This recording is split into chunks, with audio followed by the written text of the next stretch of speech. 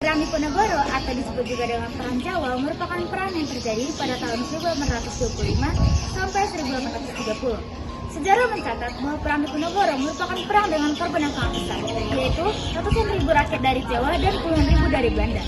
Perang Diponegoro juga tercatat sebagai perang yang terbesar pada saat masa penjajahan Belanda di Indonesia. Kronologi Perang Diponegoro adalah, secara umum, Perang Diponegoro dilatar belakangi karena adanya campur tangan Belanda kepada pihak keraton, di mana pihak kerajaan atau pihak keraton tidak mampu atau tidak berdaya pada saat urusan politik. Nah, kemudian selain dari itu, Perang Diponegoro juga dilatar belakangi karena adanya pendirian tonggak-tonggak pada saat pemasangan rel kereta api yang melewati makam dari leluhur Pangeran Diponegoro. Diponegoro diawali dari tanggal 20 Juli tahun 1825, di mana istana mengutus dua senior bupati untuk memimpin pasukan Jawa. Namun, Belanda mampu menangkap Pangeran Diponegoro dan Mangkubumi di Tagarejo. Saat itu, Diponegoro beserta sebagian pengikutnya mampu menyelamatkan diri, namun kediamannya habis dibakar. Perang Diponegoro ini banyak melibatkan elemen masyarakat seperti petani dan priai yang banyak menyumbang dana untuk Diponegoro. Perjuangan Diponegoro dibantu oleh Kiai Mojo, di mana Kiai Mojo ini merupakan tokoh spiritual pemberontakan. Pangeran Diponegoro hanya membutuhkan waktu 3 minggu untuk melakukan penyerangan dan menduduki Keraton Yogyakarta. Keberhasilan ini pun diikuti oleh beberapa wilayah. Pergolakannya dari wilayah timur seperti Kediri, Magetan, dan sekitarnya. Meluasnya pergerakan Diponegoro ini merupakan sebagian menggerakkan kekuatan di seluruh Jawa. Jadi, dalam pelaksanaannya, Perang Diponegoro ini menggunakan taktik gerilya. Jadi, taktik gerilya ini merupakan taktik yang dilakukan dengan cara berpindah-pindah ke beberapa tempat yang bertujuan untuk mengepung lawan. Puncak dari Perang Diponegoro ini terjadi pada tahun 1827, yaitu ketika Belanda mengirimkan sekitar 23.000 serdadanya untuk menyerang Pangeran Diponegoro. Nah, lalu untuk mempersempit pergerakan Pangeran Diponegoro ini, pihak Belanda menggunakan taktik benteng Stelzer.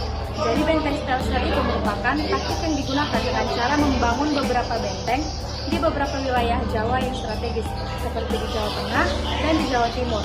Tentunya hal tersebut bertujuan untuk menjepit Pangeran Diponegoro agar mereka dapat menangkapnya. Lalu pada tahun 1829, Kiai Mojo ditangkap, disusul juga dengan Pangeran Mangkubumi dan Sentet Prawiro. Nah, setelah mereka ditangkap, Belanda ini pun melakukan sayembara ataupun mengadakan sayembara pada tanggal 21 September tahun 1829 yang berhadiah sekitar 50.000 gulden bagi siapa saja yang dapat menemukan Pangeran Diponegoro, baik dalam keadaan hidup ataupun mati. Nah, melihat hal yang semakin melemah, Pangeran Diponegoro pun setuju untuk menemui utusan Jenderal de Cock. Jadi Jenderal de Cock ini merupakan pemimpin pasukan Belanda. Dia pun setuju untuk menemui utusan Jenderal de Cock, yaitu Kolonel Baptiste Clarence. Nah, mereka sudah melakukan beberapa kali pertemuan yang dimana dalam pertemuannya itu mereka membahas untuk melakukan gencatan senjata. Mata-mata dari Belanda melihat bahwa Diponegoro bersikeras mendapatkan pengakuan sebagai Sultan Jawa di bagian selatan. Pada 25 Maret 1830, pasukan Belanda disiapkan untuk penangkapan Diponegoro. Pada akhirnya, 28 Maret 1830, Jenderal de Cock mampu menjepit pasukan Diponegoro dan Diponegoro mau menyerahkan diri. Penyerahan Diponegoro menjadi akhir dari Perang Diponegoro. Setelah ditangkap, Diponegoro diasingkan di gedung Kerasidenan Semarang di Ungaran dan dibawa ke Batam pada 11 April 1830. Kemudian dipindahkan ke Manado pada 30 April 1830 tahun 1834. Pangeran Diponegoro dipindahkan ke Makassar dan wafat di Benteng Rotterdam pada 8 Januari 1855.